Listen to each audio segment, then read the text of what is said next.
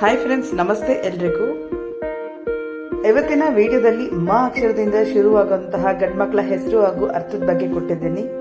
Friends, ನೀವು ಕೂಡ particular ಅಕ್ಷರದ ಹೆಸರು ಏನಾದ್ರು ಹುಡುಕಿದ್ರೆ ನಿಮ್ಗೆ ಸಿಕ್ಕಿಲ್ಲ ಅಂದ್ರೆ ಖಂಡಿತ ನನಗೆ ಕಮೆಂಟ್ಸ್ ನಲ್ಲಿ ತಿಳಿಸ್ಕೊಡ್ಬಹುದು ಯಾವ ಅಕ್ಷರದ್ದು ಅಥವಾ ಯಾವ ನಕ್ಷತ್ರ ರಾಶಿದ ಹೆಸರು ಬೇಕು ಅಂತ.